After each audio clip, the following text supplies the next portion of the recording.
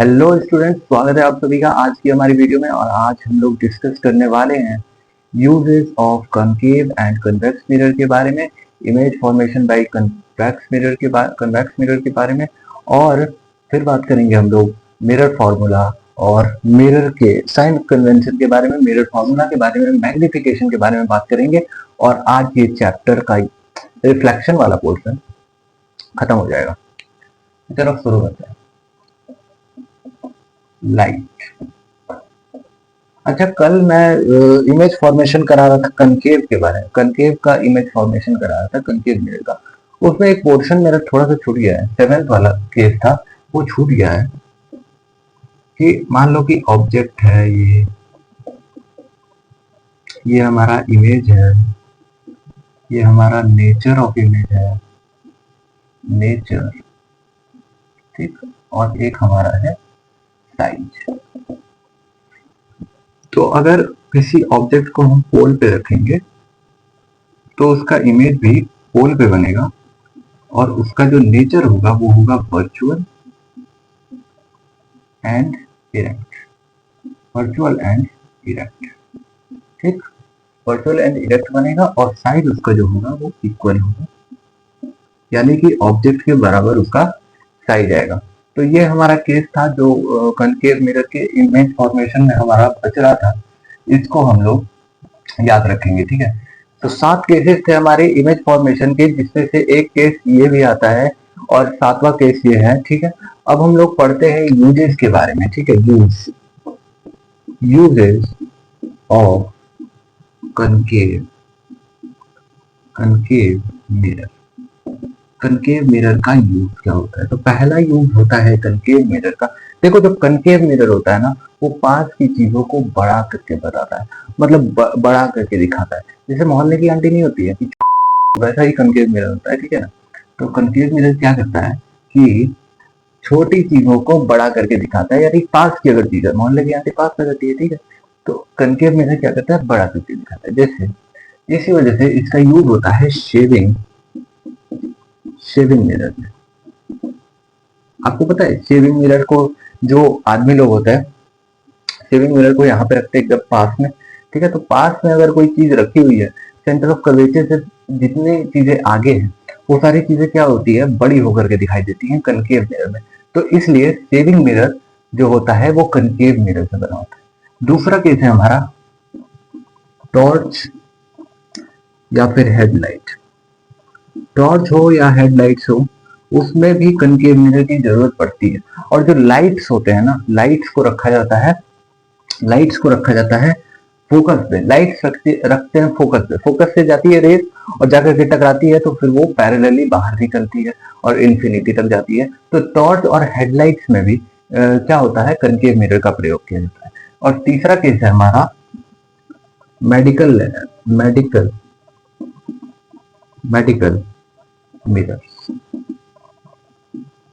Medical mirror जैसे कि जो छोटी छोटी जैसे कोई आई स्पेशलिस्ट है या फिर कोई डेंटिस्ट है, ये लोग हैं, तो इन लोगों के पास जो मिरर होता है दांत वगैरह चेक करने के लिए, या फिर ईयर स्पेशलिस्ट है वो कान का चेक करता है, गले का डॉक्टर होता है वो चेक करता है, तो उसके पास जो मिरर होता है वो होता है कनकेव मिरर। क्योंकि 2 चीजों की वजह से, पहला चीज छोटी चीज को बड़ा करके दिखाएगा, पहली चीज उसको इजीली दिख जाएगा कि बड़ी चीज है, मतलब बड़ा बड़ा होकर के दिखाई देगा तो उसको क्लियरली दिखेगा कि प्रॉब्लम क्या है, ठीक है। एक तो ये चीज होगी। दूसरी चीज क्या होती है कि अगर लाइट आप देखे होगे कि जब डेंटिस्ट एक बेड होता है, ठीक है, वहां पर पेशेंट को लेटाता है और ऊपर एक लाइट होती है, तो उस लाइट से वो क्या करता है? उस मिरर को वहां पे रखता है और देखता है उसमें से, मिरर में से। तो जो लाइट आ रही होती है वो लाइट आकर के एक जगह पर, लाइट अगर दूर है, देखो मिरर इतना छोटा सा रहता है, इसके लिए ये वाला डिस्टेंस भी बहुत ज्यादा दूर है,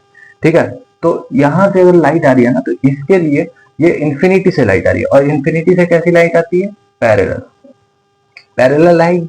और पैरेलल अगर आएगी तो ये जाकर के कहीं पे फोकस पे बनेगी, फोकस पे जाकर के कॉन्सेंट्रेट हो जाएगी सारी पैरेलल रेज, ठीक है। तो वहीं पर इसी चीज को यूज करके वो एक जगह पे सारी लाइट को कंसंट्रेट कर देता है, और लाइट को कंसंट्रेट करने की वजह से वहां पे क्या होता है? ब्राइटनेस दिखती है, तो चीजें आसानी से दिखती है। तो ये सारी चीजें बेसिकली याद रखना, ये बहुत बड़ा कवाड़ा हो गया। खैर, ये सारी चीजें याद रखना। ये हमारा 3 जगह पे यूज होता है, जो हमारा कनकेव मिरर है वो, और यूजेस वो पूछता है एग्जाम में, यूजेस पूछा जाता है, ठीक है, तो याद रखना। ठीक है, उसके बाद हमारा केस आता है, image formation, image formation, image formation by a convex mirror. Convex mirror से जो इमेज फॉर्मेशन होता है वो हम लोग अब पढ़ेंगे, ठीक है। पहला, दूसरा, तीसरा, यहाँ पे ऑब्जेक्ट का प्लेस हो गया, दूसरा हो गया हमारा इमेज का, तीसरा हो गया हमारा नेचर, और चौथा हो गया हमारा क्या, साइज। ठीक है, साइज। पहला तो हो गया कि एट इंफिनिटी, इंफिनिटी पे अगर रखा हुआ है तो कहां पे बनेगा, ऑन फोकस, ऑन फोकस बनेगा, ठीक। और बनेगा कैसा, नेचर क्या होगा इसका, वर्चुअल एंड इरेक्ट, वर्चुअल होगा, इरेक्ट होगा, और साइज इसका होगा वेरी स्मॉल, बहुत छोटी साइज होगी, ठीक। दूसरी चीज, एट नहीं, between infinity and pole, infinity और पोल के बीच में जब होता है तो कहां पे बनता है, बिहाइंड द मिरर, मिरर के पीछे बनता है, between focus and centre of curvature, focus and pole के बीच में ये बनता है, ठीक है। कंफर्म कर लेते हैं।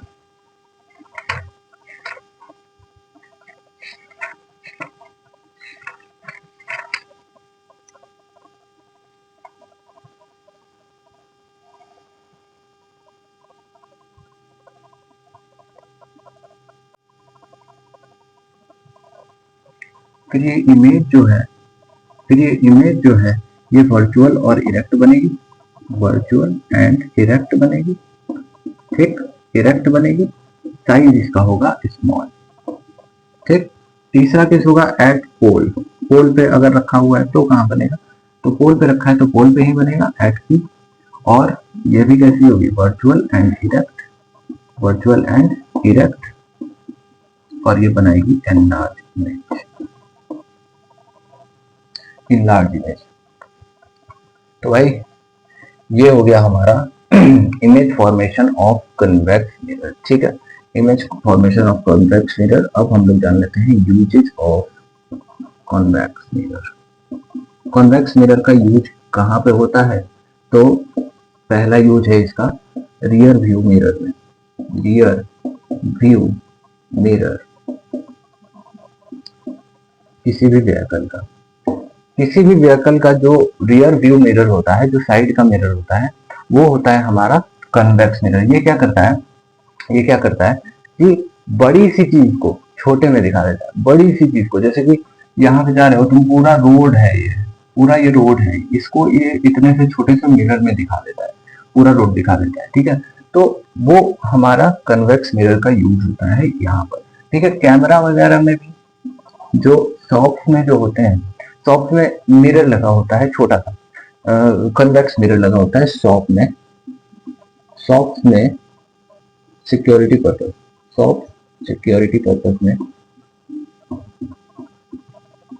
लगा होता है, कन्वेक्स मिरर लगा होता है।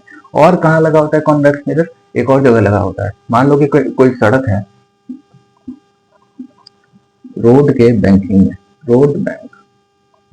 बैंकिंग ऑफ रोड, मतलब मैं बताता हूँ, इसको समझाता हूँ। मान लो कि कहीं पे ऐसे सड़क होती है ना, पहाड़ी इलाकों में क्या होता है कि ऐसी सड़क होती है, ठीक है। तो वो क्या करते हैं, यहाँ पर एक मिरर लगा देते हैं, क्योंकि यहाँ से आने वाली गाड़ी जो है, यहाँ से जो गाड़ी आ रही है, उसको नहीं पता है ना कि आगे से कोई गाड़ी आ रही है कि नहीं। मतलब अगर यहाँ से कोई गाड़ी आ रही है ठीक है, और यहां से कोई गाड़ी तेजी से आ रही है,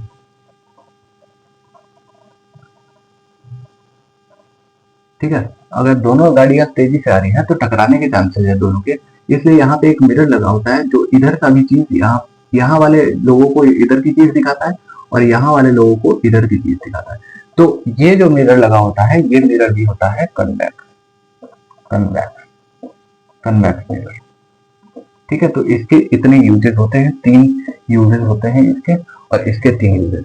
तो ये यूजेस आप याद रखना, इससे आपको क्वेश्चन पूछेगा तो आप बता दोगे, ठीक है। तो ये हो गया हमारा इमेज फॉर्मेशन और ये हो गया हमारा यूजेस ऑफ कन्वेक्स मिरर, ठीक है। तो अब हम लोग जानते हैं साइन कन्वेंशन के बारे में, ठीक है। आपने इंटीजर्स वगैरह में जब हम रियल नंबर पढ़ रहे थे मैथ्स में, तो हम लोगों ने ग्राफ के बारे में जाना था। ग्राफ होता है वो ऐसा कुछ होता है, ठीक है।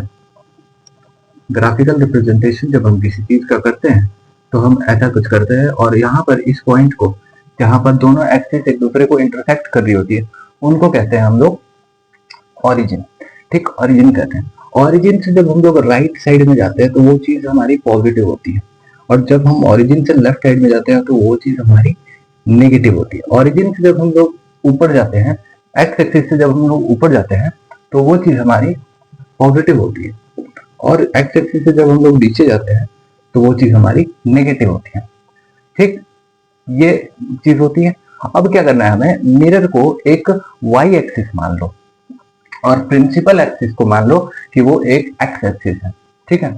तो मिरर कोई भी है उसको हमने मान लिया कि वो एक वाई एक्सिस है, जहां पर ये दोनों एक्सिस आपस में इंटरसेक्ट कर रही है उसको हमने ओरिजिन मान लिया, और इसको हम लोग क्या बोलते हैं, इसको हम लोग पोल बोलते हैं।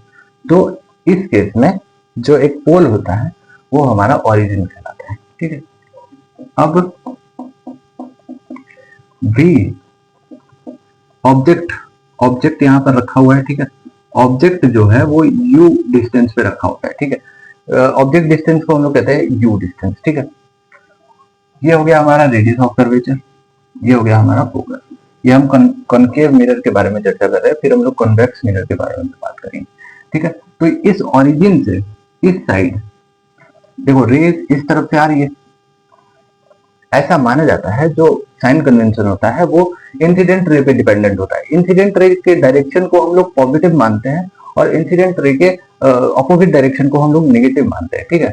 और प्रिंसिपल एक्सिस जो है हमारा प्रिंसिपल एक्सिस, इससे नीचे की चीज को हम लोग नेगेटिव मानते हैं, इससे ऊपर की चीज को हम लोग पॉजिटिव मानते हैं, ठीक है। लेकिन मैं इंसिडेंट रे को थोड़ा इग्नोर करके एक नॉर्मल मैथमेटिक्स की तरह बता देता हूँ। ऑरिजिन से राइट साइड में जब तुम आओगे तो क्या होगा, तुम्हारा पॉजिटिव होगा, ठीक, पॉजिटिव होगा, और नेगेटिव हो जाएगा जब तुम लेफ्ट साइड में आओगे, ठीक है। और एक्स एक्सिस से ऊपर जब तुम जाते हो तो क्या होता है, तुम्हारा ऊपर जब तुम जाते हो तो तुम्हारा पॉजिटिव होता है, और नीचे जब तुम आते हो तो तुम्हारा नेगेटिव होता है।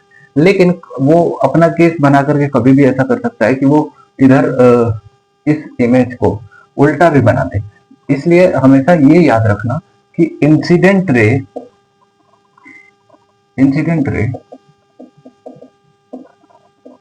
का डायरेक्शन हमेशा पॉजिटिव लेना है। मतलब इंसिडेंट रे जिस डायरेक्शन में चल रही है, यानी मिरर के इस डायरेक्शन में, क्योंकि इंसिडेंट रे का डायरेक्शन कैसा है, इस तरफ का है, तो मिरर के इस तरफ की चीज हमेशा क्या होगी, पॉजिटिव होगी, और इस तरफ की चीज हमेशा क्या होगी, नेगेटिव होगी, ठीक। ये बात समझ में आई। इसका मतलब फॉर ए कनकेव मिरर के लिए R, S, U और V, क्योंकि इसके सिर्फ एक केस में ही जो V है, जो इमेज है, वो इधर फॉर्म होता है, ठीक है, सिर्फ एक केस में।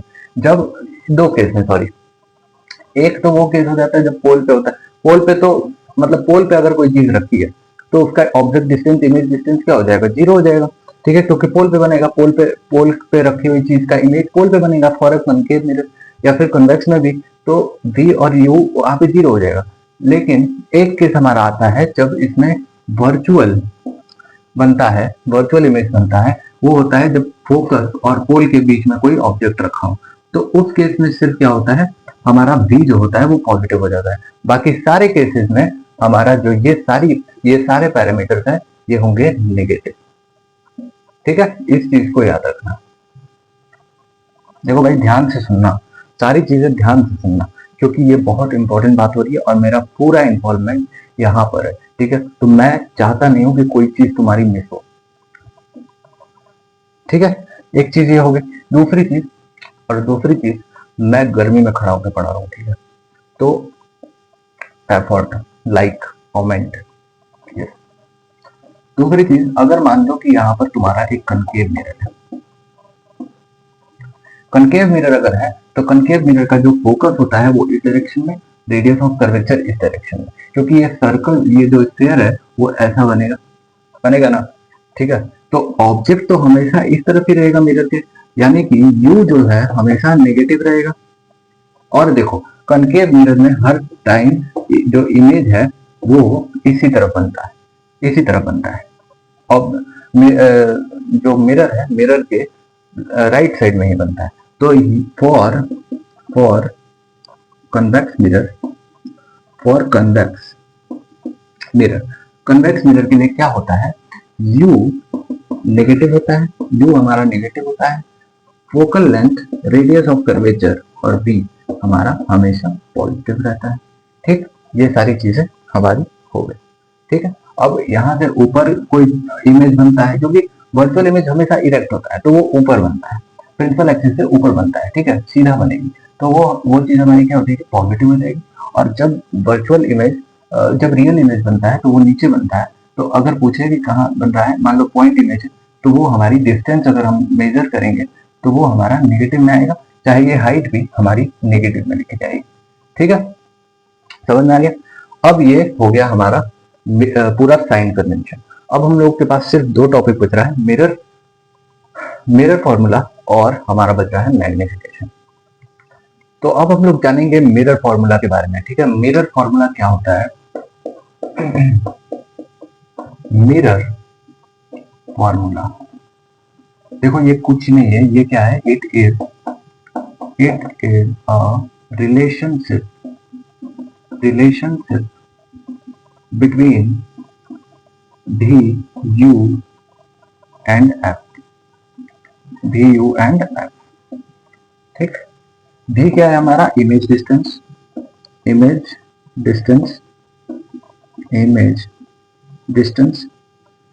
U क्या है हमारा, ऑब्जेक्ट डिस्टेंस, और F क्या है हमारा, फोकल लेंथ। तो हमारा जो रिलेशन आता है वो क्या आता है, 1/v + 1/u = 1/f। ध्यान रखना, साइन कन्वेंशन के साथ इसको पुट करोगे तो ही चीजें सही आएगी। साइन कन्वेंशन जरूर पुट करना, और इतना सा ही है, इसको ही याद रखना है। ठीक है, मिरर फॉर्मूला और कुछ भी नहीं है। और एक चीज आपको पता होगा कि f जो होता है वो r/2 के बराबर होता है। तो आप इसको ये भी लिख सकते हो, आप इसको ये चीज भी लिख सकते हो, = 2/r भी लिख सकते हो। ठीक है ना, तो अगर वो रेडियस ऑफ कर्वेचर पूछ ले तो आप ये वाला ही फॉर्मूला से भी निकाल सकते हो। आपको इनमें से दो चीजें दी होगी और एक चीज आपसे कोई पूछ लेगा। ठीक है, या तो आपको अगर रेडियस, वैसे ये वाली चीज इतनी इंपॉर्टेंट है नहीं। ठीक है, लेकिन वो कई बार ऐसे पूछ देता है कि आपको V दे दिया, आपको U दे दिया, आपसे पूछ लिया कि रेडियस ऑफ कर्वेचर क्या हुआ, तो आपको F निकाल लेना है। F निकालने के बाद आपको इसको ऐसे निकाल देना है, कैसे, 2/r करके। या फिर अगर आप F निकाल लेते हो, F अगर आपके पास निकल ही जाता है तो F = r/2 होता है, यहाँ से आप निकाल सकते हो। ठीक है, तो इसमें कोई बहुत बड़ी चीज नहीं है, रॉकेट साइंस नहीं है। ठीक है, और लास्ट हमारा टॉपिक फाइनली है मैग्निफिकेशन। इसके बाद मैं एक क्वेश्चन कराऊंगा और उसके बाद हमारा ये टॉपिक हो जाएगा।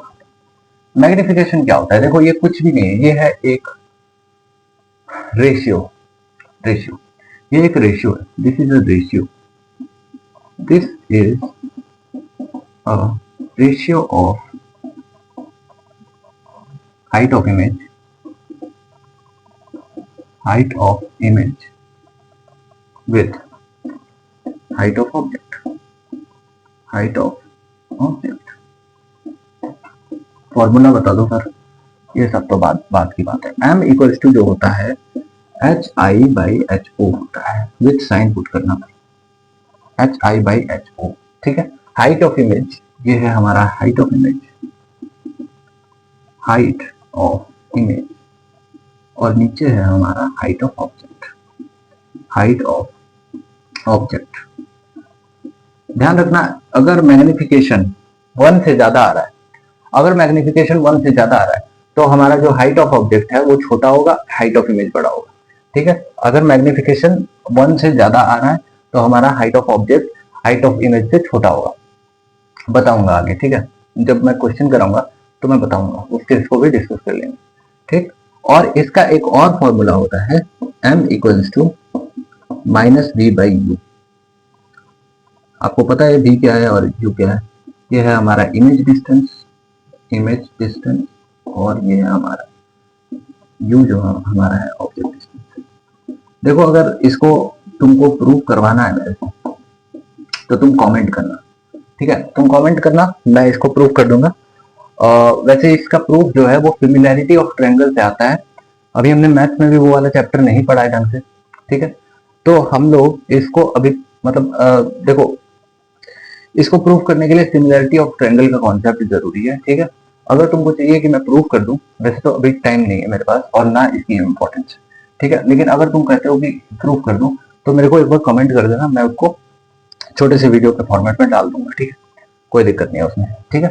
तो ये फॉर्मूला याद रखना दोनों, और ये वाला फॉर्मूला याद रखना, तुम्हारा सारा काम हो जाएगा, ठीक है, तुम्हारा सारा काम हो जाएगा। अब मैं एक क्वेश्चन करा देता हूँ और उस क्वेश्चन के बाद हमारा ये चैप्टर हो जाएगा। अब हम लोग इससे रिलेटेड एक क्वेश्चन कर लेते हैं और उसके साथ हम ये चैप्टर को खत्म करेंगे, ठीक है। तो हमारा मान लो कि एक मिरर है, हमको मिरर दिया हुआ है, मिरर दिया हुआ है हमको कन्वेक्स मिरर हमको दिया हुआ है, ठीक है। उसमें कह रहा है कि ऑब्जेक्ट रखा हुआ है हमारे 10 सेंटीमीटर पे, ठीक है, और हमारा जो v है वो हमारा 6 सेंटीमीटर है, और कह रहा है कि हाइट ऑफ ऑब्जेक्ट जो है हमारा वो 5 सेंटीमीटर का है। तो हमको कैलकुलेट करना है फोकल लेंथ, हमको कैलकुलेट करना है रेडियस ऑफ कर्वेचर, हमको कैलकुलेट करना है मैग्निफिकेशन। बताओ कैसे होगा। तो हम क्या करेंगे, सबसे पहले तो मिरर फॉर्मूला का एक प्रयोग करके ये वाली चीज लिख लेंगे, ठीक है। अब हम क्या करेंगे, इसमें जो जो u है वो हमेशा क्या होगा, निगेटिव होगा, ठीक। u हमेशा निगेटिव होता है, चाहे कनकेव हो चाहे कन्वेक्स हो, ठीक है, हमेशा निगेटिव। v जो है हमारा ये होता है पॉजिटिव। क्यों पॉजिटिव होता है, क्योंकि कन्वेक्स मिरर के केसेस में हमेशा जो इमेज है वो किस तरफ बनती है, बिहाइंड द मिरर बनती है, और इसलिए यहाँ पर जो v है वो पॉजिटिव रहेगा। तो 1/6 प्लस 1/10 इज इक्वल टू 1/। अब इसको सॉल्व करेंगे जब हम लोग, तो यहाँ से ये हो जाएगा हमारा 30 हमने ले लिया यहाँ से, तो 30 जब हमने लिया तो ये हो जाएगा 5 प्लस एक सेकंड, माइनस नहीं लिया क्या कहीं, ये चीज तो नेगेटिव होगी ना मेरी, तो ये नेगेटिव होगा। तो हमने 30 लिया था तो यहाँ पे -3 हो जाएगा, 5 -3 हो जाएगा, ठीक है। u को हमने नेगेटिव लिया क्योंकि u नेगेटिव होता है हर एक केस में, चाहे वो कन्वेक्स हो चाहे वो कनकेव हो, ठीक। तो ये हो गया हमारा 1/f। अब यहाँ से हम f कैलकुलेट करेंगे तो f इक्वल टू हमारा आ जाएगा कितना, f इक्वल टू आ जाएगा हमारा 30/2 यानी कि 15 सेंटीमीटर। इस चीज को हमने लिखा f equal to 1/f equal to 2/30 था, 1/f इज इक्वल टू 2/30 था। तो इसको हमने यहाँ पे सॉल्व किया है, ठीक, ये चीज आ गई हमारी। अब हमको रेडियस ऑफ कर्वेचर निकालना है। तो जो रेडियस ऑफ कर्वेचर होता है f इक्वल्स टू होता है फोकल लेंथ जो होता है वो रेडियस ऑफ कर्वेचर का आधा होता है। तो यहाँ से 15 centimetre is equals to r/2 हो जाएगा। तो r इक्वल्स टू कितना आ जाएगा, 30 सेंटीमीटर। और ये देखो r भी हमारा पॉजिटिव आ रहा है, इसका मतलब देखो फोकल लेंथ भी पॉजिटिव आ रहा है और r भी पॉजिटिव आ रहा है, इसका मतलब कि हमारा जो साइन कन्वेंशन है वो पूरा सही फॉलो कर रहा है, सही चल रहा है, ठीक है। यहाँ पर r हमारा 30 सेंटीमीटर आ गया, फोकल लेंथ हमारा आ गया। अब हमको जो चीज फाइंड करनी थी, लास्ट वाली चीज, ये वाली चीज, ये है मैग्निफिकेशन, और ये फाइंड करेंगे हम लोग। अब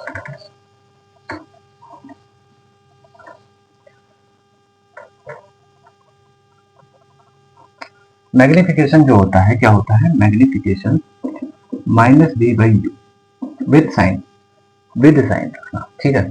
तो minus of 6 centimetre by U, U कितना, -10, ठीक, माइनस से माइनस कट गया और ये आ गया 0.6। इसका मतलब कि हमारी जो इमेज है वो छोटी बनेगी, image will be small than object से छोटी बनेगी। और अगर आप उस चार्ट पे जाएं, वो चार्ट जो मैंने स्टार्टिंग में पढ़ाया था इस लेक्चर में, उस पे अगर जाएं तो आप देखेंगे कि फोकस और पोल के बीच में जब भी रखाता है कोई चीज, मतलब इन्फिनिटी से लेके पोल के बीच में कभी भी कोई चीज रखाती है तो वो स्मॉल फॉर्म होती है, ठीक है। अब जाके देख लेना वहां पे, ठीक है। तो ये चीज भी हमारा फॉलो कर गया यहाँ पर। और अब जानो, यहाँ पर हाइट तुमको दिया हुआ है, तो तुमको हाइट ऑफ इमेज भी फाइंड करनी है, हाइट ऑफ इमेज कितनी होगी, ठीक है। तो हमने क्या किया, मैग्निफिकेशन इक्वल्स टू होता था height of image divide by height of object, ये होता था। तो मैग्निफिकेशन हमारा कितना आया था, 0.6 is equals to height of image by ये 5 हो गया। तो हमारा कितना आ जाएगा, height of image is equals to कितना हो जाएगा, ये 6 5 30, तो 3 सेंटीमीटर का हमारा हाइट ऑफ इमेज हो गया। और हाइट ऑफ इमेज यहाँ से पता चल गया एग्जैक्टली कि हाइट ऑफ इमेज कितना आएगा, हाइट ऑफ इमेज इतना आएगा और हमारा इमेज जो है वो स्मॉलर बनेगा। और यहाँ पर हमारा फोकल लेंथ आ गया और यहाँ पर हमारा रेडियस ऑफ कर्वेचर आ गया। तो ऐसे हमारा सॉल्व होता है। तो इसी को घुमा फिरा करके तुमसे सवाल पूछेगा वो पूरे लाइट चैप्टर में, और तुम कर लोगे। तुमको बस 2 चीजें याद रखनी है। पहली चीज याद रखनी है मिरर